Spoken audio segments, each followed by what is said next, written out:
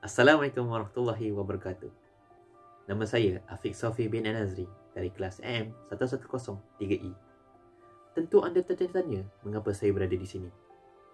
Baiklah, untuk menjawab soalan anda, kumpulan saya akan membincangkan tentang tahsiniah.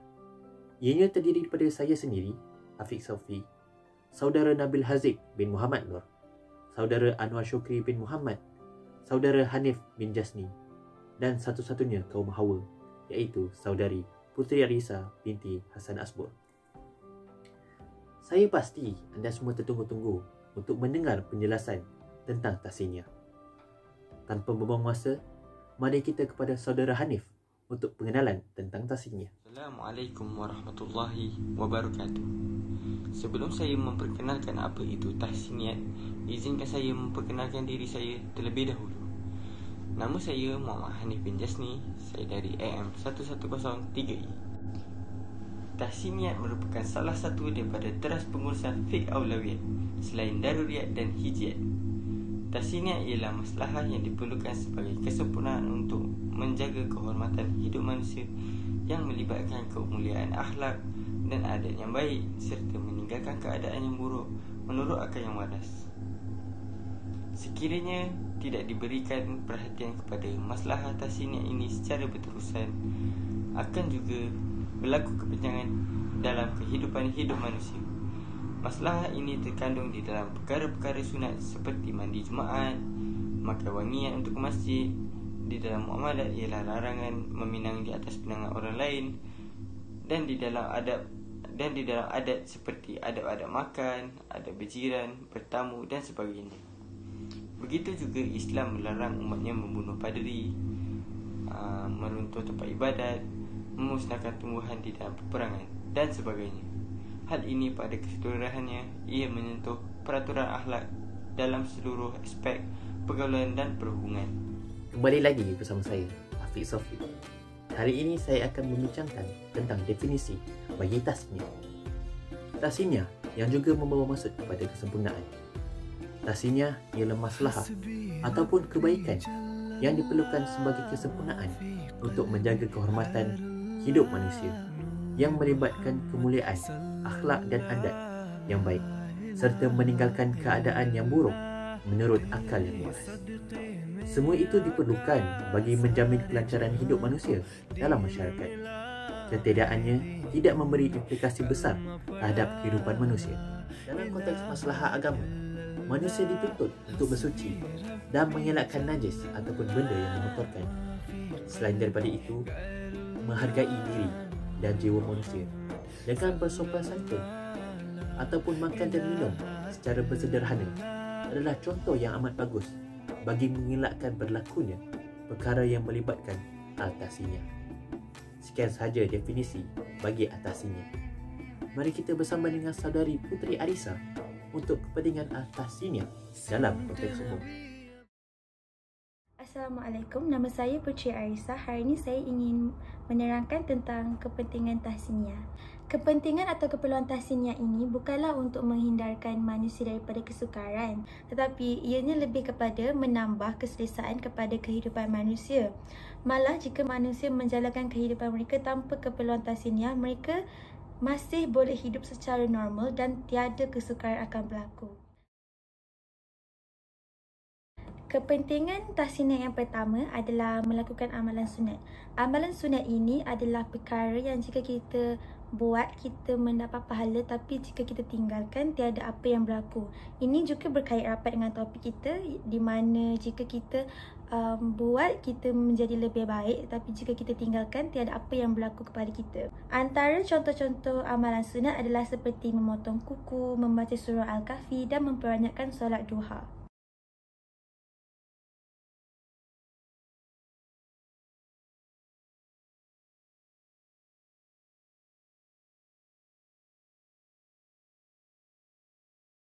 Namun begitu, dalam menunaikan amalan-amalan sunat yang saya senaraikan tadi, kita juga tidak boleh terlalu fokus kepada amalan sunat sehingga melalaikan perkara yang wajib, seperti contoh, seseorang itu melakukan maksiat tapi pada masa yang sama dia solat tahajud. Seseorang itu seharusnya tahu bahawa sebenarnya lebih baik jika dia meninggalkan solat tahajud asalkan dia tidak melakukan maksiat.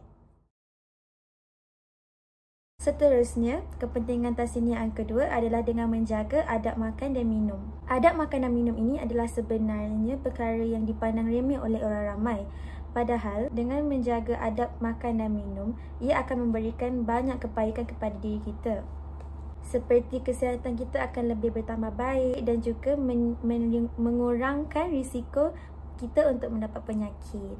Antara adab makan dan minuman dalam Islam adalah seperti memakan dan meminum makanan dan minuman yang halal serta terhindar dari perkara-perkara yang haram. Allah Subhanahu Wa Taala pernah berfirman, "Wahai orang-orang yang beriman, makanlah dari rezeki yang baik yang kami berikan kepada kamu dan bersyukurlah kepada Allah jika kamu hanya menyembah kepadanya." Surah Al-Baqarah ayat 172. Selain itu, adab makan dan minum yang lain adalah seperti membasuh tangan sebelum makan. Ini adalah supaya tiada sebarang kotoran yang akan masuk ke dalam mulut kita semasa kita makan. Dan adab makan dan minum yang terakhir adalah dengan menerima apa sahaja yang dihidang dengan rasa bersyukur. Kesimpulannya di sini, semua adab makan dan minum mempunyai satu tujuan yang sama, iaitu dengan menambah kebaikan kepada diri kita dan menjaga kesihatan kita supaya kita boleh beribadah dengan lebih baik. Kepentingan yang terakhir sekali adalah dengan menjaga pakaian. Kita semua tahu bahawa menjaga aurat itu adalah perkara yang wajib. Malah jika seseorang itu ingin membuka auratnya atas sebab kecantikan, tasniah tidak mengharuskan. Tetapi jika seseorang itu menjaga pakaiannya, Allah akan memulihkannya dengan pakaian yang dipakai. Ini kerana pakaian sebenarnya antara nikmat dan anugerah yang besar daripada Allah Subhanahu Wa Taala. Dengan menjaga pemakaian, seseorang itu akan mendapat melindungi dan menutupi anggota badannya dan akan menghadirkan keindahan. Tegasnya di sini, kesemua kepentingan ini mempunyai satu tujuan yang sama, iaitu untuk menjadikan manusia mempunyai hidup yang lebih selesa. Jika kita teliti seluruh perintah dan larangan Allah Subhanahu Wa Taala, kita akan dapati bahawa perintah dan larangannya hanya bertujuan untuk membentuk kepribadian manusia yang luhur dan terhormat. Pada masa yang sama, menghindarkan manusia daripada terjerumus ke dalam lembah kehinaan. Rasulullah SAW pernah bersabda yang membawa maksud, "Sesungguhnya aku diutuskan untuk menyempurnakan akhlak yang mulia." Bismillahirrahmanirrahim. Assalamualaikum warahmatullahi wabarakatuh. Bersilanya saya di sini ingin menceritakan kepada anda semua tentang kepentingan teras tahsiniah ini dalam konteks pengurusan Islam. Untuk pengetahuan anda semua, pengurusan Islam adalah pengurusan yang sesuai dan selari dengan kehendak syariat. Pengurusan Islam juga mempunyai hukum, prinsip dan kaedah tersendiri yang akan menentukan ketepatannya. Ayuh, tanpa membuang masa, saya akan menceritakan tentang kepentingan teras tahsiniah ini dalam konteks pengurusan Islam pada masa kini. Tahsiniah dalam konteks pengurusan Islam bermaksud kemewahan dan keselesaan. Di sini, saya ingin menceritakan antara kepentingan teras tahsiniah ini dalam konteks pengurusan Islam dalam skop syarikat. Pertamanya, jika syarikat mengamalkan tahsiniah ini, mereka akan terus berkembang maju. Jadi, di sini, jika mereka ingin terus berkembang maju, mereka hendaklah mengelakkan syarikat tersebut daripada terpalit dengan isu penipuan dan juga rasuah. Hal-hal ini dapat dielakkan jika mereka memberikan keselesaan dan kemewahan kepada para pekerja mereka. Oleh itu, para pekerja yang bekerja di bawah syarikat ini akan bekerja dalam keadaan yang positif dan secara tidak langsung mereka akan secara automatik akan menguatkan iman mereka untuk tidak melakukan perkara-perkara negatif seperti isu penipuan dan juga isu rasuah. Nampak tak? Yang kedua, syarikat juga akan mengutamakan pembangunan pekerja mereka sendiri berbanding pembangunan organisasi syarikat. Contohnya, syarikat boleh menghantar para pekerja mereka untuk mendapatkan latihan tambahan untuk meningkatkan kemahiran diri pekerja. Contohnya, kelas IT, kelas-kelas untuk mengajar mereka skill-skill komputer dan juga kelas-kelas untuk meningkatkan sosial mereka. Yang penting syarikat sponsor takkanlah pekerja nak bayar kan. Oleh itu, secara tidak langsung syarikat ini akan mendapat manfaat daripada para pekerja mereka. Akhirnya, syarikat ini akan menjadi lebih berdaya saing dengan syarikat luar serta sempurna dalam pelbagai aspek. Selain itu, saya juga akan menceritakan kepentingan tahsiniah ini dalam skop pihak pengurusan pula. Pihak pengurusan yang mengamalkan kelas tahsiniah ini akan lebih mengutamakan keselesaan dan juga kebajikan para pekerja mereka. Hal ini bagi memastikan para pekerja di bawah mereka akan terus kekal bekerja bersama mereka selama yang mungkin. Antara penariknya ialah pemberian bonus oleh pengurus kepada para pekerjanya. Pemberian bonus ini akan menimbulkan rasa selesa dan seronok kepada para pekerja kerana mereka akan merasa seperti dihargai oleh pengurus mereka. Natijahnya, walaupun gaji mereka sudah mencukupi, tetapi dengan pemberian bonus ini, walaupun nampak sekecil bagi pihak pengurusan, tetapi dapat menaikkan semangat para pekerja untuk menjalankan tanggungjawab mereka dengan lebih efisien. Yang kedua, pihak pengurusan juga akan menyediakan ruang bekerja yang selesa kepada para pekerja mereka. Contohnya, pihak pengurusan boleh mengeluarkan sedikit peruntukan daripada bajet syarikat untuk memasang penghawa dingin serta menambah perabot baru dan berkualiti di dalam pejabat. Oleh itu, para pekerja akan bekerja dalam keadaan yang sangat selesa.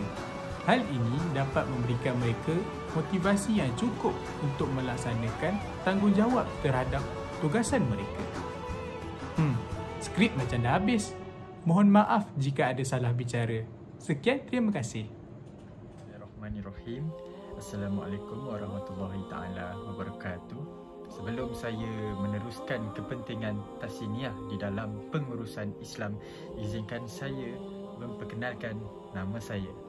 Nama diberi Muhammad Nabil Haziq bin Muhammad Nur, dan terduduknya saya di sini kerana saya akan menerangkan kepentingan tahsiniah di dalam pengurusan Islam dalam skop pekerja. Apa itu pekerja? Pekerja merupakan sekumpulan individu yang berganding bahu dalam membangunkan sesebuah pengurusan itu sendiri. Jika anda tanya saya, pentingkah pekerja ni? Jawapan saya, ya. Tanpa mereka, siapalah sesebuah pengurusan itu? Siapalah organisasi itu sendiri? Kerana mereka inilah menjadi orang kata penggerak utama. Tanpa mereka, tidak beroperasilah pengurusan itu.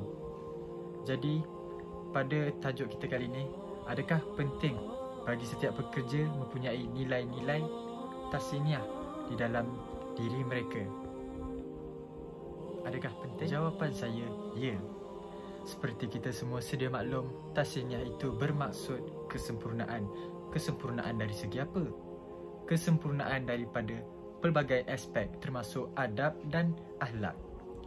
Apabila sebuah pekerja di dalam organisasi pengurusan itu sendiri mempunyai akhlak, adab yang baik, maka mereka akan, orang kata, menjadi lebih matang berfikiran rasional.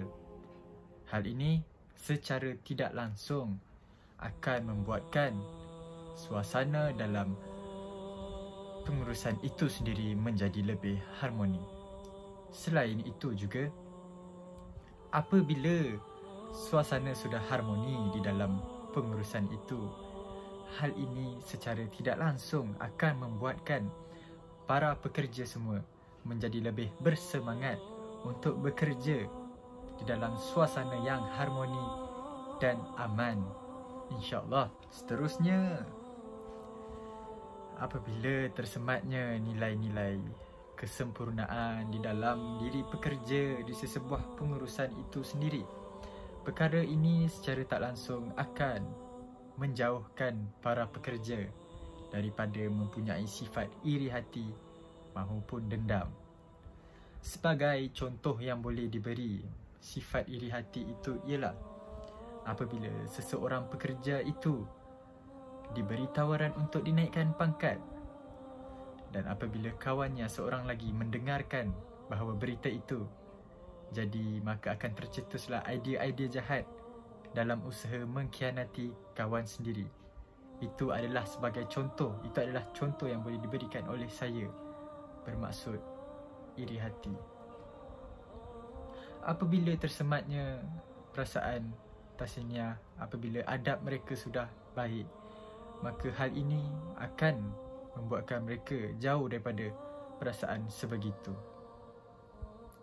Perasaan dengki, iri hati amatlah tidak bagus maupun tidak sihat di dalam diri seseorang itu. Hal ini kerana perkara itu boleh membuatkan reputasi syarikat ataupun pengurusan itu sendiri jatuh merudum kerana kianatnya. Jelas di sini bahawa tasniah itu orang kata amatlah penting untuk diterapkan di dalam diri setiap pekerja. Seterusnya, apakah kepentingan seterusnya? Ya, betul. Dengan tasniah ini sendiri, dengan rasa adab yang baik, akhlak yang baik, hal ini akan membuatkan pekerja itu, orang kata, menunaikan tanggungjawabnya dengan amanah dan saksama. Orang kata tiada curi tulang dan sebagainya. Dan perkara ini akan membuatkan salah guna kuasa dapat dielakkan di dalam sesebuah syarikat itu sendiri.